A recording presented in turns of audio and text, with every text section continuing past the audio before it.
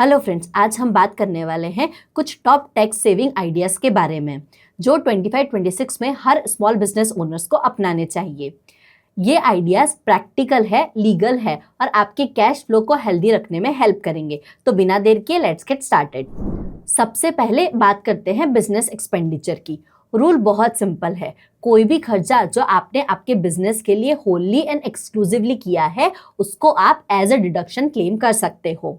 जैसे office rent हुआ, telephone electricity का बिल हुआ, आपके ट्रैवल चार्जेस हुए जो आप बिजनेस के लिए कर रहे हो, इसके अलावा कोई लीगल फीस हुई जैसे आपने सीए या लॉयर को कोई फीस दी है, या फिर स्टाफ की सैलरी। आप सारे एक्सपेंडिचर को क्लेम कर सकते हो।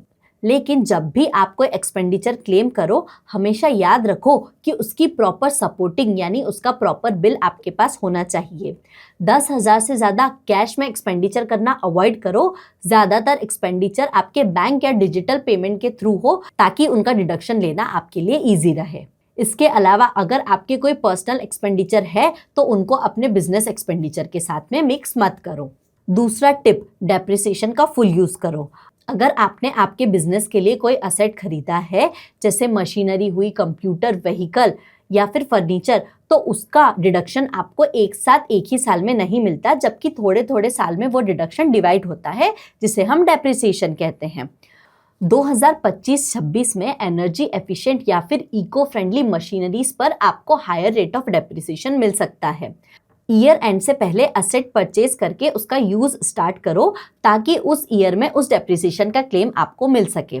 इसके साथ ही अगर आपको लगता है कि नेक्स्ट ईयर में आपका प्रॉफिट ज़्यादा होने वाला है तो उसके अकॉर्डिंगली आप असेट परचेज करो ताकि आपका टैक्स बेनिफिट मैक्सिमाइज हो सके। तीसरा आइडिया है फैमिली मेंबर्स को सैलरी देना या फिर पार्टनरशिप फर्म में रेम्यूनरेशन देना।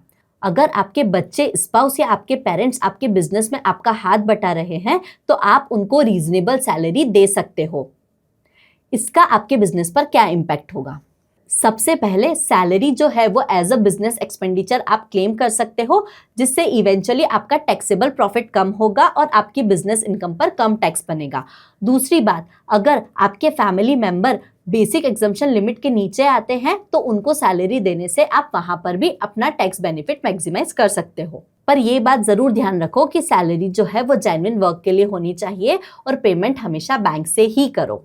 HUF यानी हिंदू अनडिवाइडेड फैमिली एक ऐसी सेपरेट लीगल एंटिटी है जिसका खुद का पैन होता है। अगर आपके पास एंसेस्ट्रल प्रॉपर्टी या फिर इन्वेस्टमेंट है तो आप उनका इनकम जो है वो HUF में ट्रांसफर करके अपना पर्सनल टैक्स बर्डन कम कर सकते हो। वहीं अगर बात की जाए प्रोप्राइटरशिप की, तो प्रोप्राइटरशिप में बिजनेस की जो इनकम है वो प्रोप्राइटर के पर्सनल टैक्स स्लैब के हिसाब से टैक्सेबल होती है। वहीं अगर आपकी इनकम ज्यादा है तो हायर टैक्स स्लैब में वो कैलकुलेट होगी एंड इवेंचुअली आपको ज्यादा टैक्स देना पड़ेगा।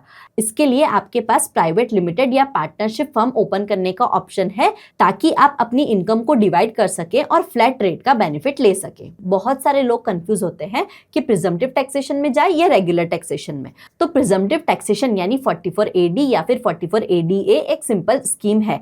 यहाँ पर आपके टर्नओवर का एक स्पेसिफिक परसेंटेज जो होता है उसे आपकी इनकम माना जाता है। यहाँ पर आपको बुक्स ऑफ अकाउंट्स भी मेंटेन नहीं करनी पड़ती है और ऑडिट में भी आपको बेनिफिट मिलता है। वहीं अगर बात की जाए रेगुलर टैक्सेशन की, तो यहाँ पर आपके एक्चुअल प्रॉफिट के हिसाब से ही आपका टैक्स कैलकुलेट होता है। लेकिन अगर आपका एक्चुअल प्रॉफिट कम है तो आपका टैक्स भी कम ही कैलकुलेट होगा, बट यहाँ पर आपको आपके बुक्स मेंटेन करना पड़ेंगे। तो कौन सा स्कीम ऑप्ट करना चाहिए? अगर आपका रेगुलर प्रॉफिट प्रिजम्पटिव रेट से कम है तो रेगुलर स्कीम के लिए आप जा सकते हैं, लेकिन अगर आपको कंप्लायंस बर्डन नहीं चाहिए तो आप प्रिजम्पटिव ऑप्ट कर सकते हैं। टैक्स सेविंग का एक हिडन हीरो है जो कि है डॉक्यूमेंटेशन। हमेशा अपने हर ट्रांजैक्शंस का प्रूफ रखो, जैसे बिल्स, रिसीट्स या एग्रीमेंट। अपने बैंक स्टेटमेंट्स और बुक्स का मंथली रिकंसिलिएशन करो। डिजिटल अकाउंटिंग सॉफ्टवेयर का यूज करो ताकि आपका GST, TDS सबका कंप्लायंस ईजी हो जाए। मैं GST और TDS के कंप्लायंस को इजी बनाने के लिए जिस सॉफ्टवेयर का यूज करती हूँ, आइए वो कैसे काम करता है देखते हैं। यहाँ पर मेरे पास वेरियस ऑप्शंस अवेलेबल है।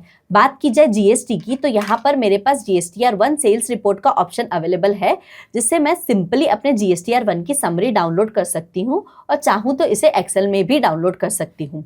वहीं अगर बात की जाए 2B की, तो यहाँ पर मेरे पास अपनी बुक्स की परचेजेस और टू बी को रिकंसाइल करने का ऑप्शन है। सिंपली रिकंसाइल नाउ पर क्लिक करके मैं यहाँ पर अपने बुक्स और टू बी का रिकंसिलेशन कर सकती हूँ। ये तो हुई जीएसटी की बात, लेकिन अगर मैं टीडीएस की बात करूँ तो यहाँ पर ये मुझे वेरियस टीडीएस रिपोर्ट्स भी बना के देता है। जैसे यहाँ पर अकाउंट्स रिसीवेबल की टीडीएस रिपोर्ट है, जिसका मतलब है ये मेरे टीडीएस रिसीवेबल की रिपोर्ट है। यहाँ पर मैं सिंपली अपना पीरियड सिलेक्ट करूँगी। यहाँ पर जो भी मेरा टीडीएस रिसीवेबल है उसकी डिटेल मुझे मिल जाएगी।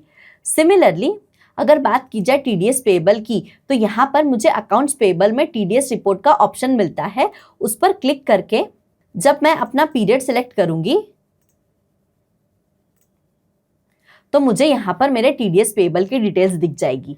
साथ ही ये मुझे इनवॉइस बनाने से लेके परचेज रिकॉर्ड करने तक की सारी फैसिलिटीज प्रोवाइड करता है। इसके साथ ही ये मुझे वेरियस अकाउंटिंग रिपोर्ट्स भी बना के देता है, जैसे balance sheet, trial balance, profit and loss, income statement, day book etcetera. तो देखा आपने ये सॉफ्टवेयर किस तरह से मेरी हर एरिया ऑफ कंप्लायंस में हेल्प करता है। अगर आप भी इसे यूज करना चाहते हैं तो इसकी लिंक हमने डिस्क्रिप्शन में दी है। तो ये सारे डॉक्यूमेंट्स जब आपके पास रेडी रहेंगे तो ऑडिट के टाइम पे आपको बहुत हेल्प मिलेगी, जिससे आप पेनल्टी से बच सकते हैं। तो दोस्तों, टैक्स प्लानिंग का मतलब सिर्फ टैक्स सेव करना ही नहीं, जबकि अपने बिजनेस के पैसे को बचा के उसे सही जगह इन्वेस्ट करना भी है।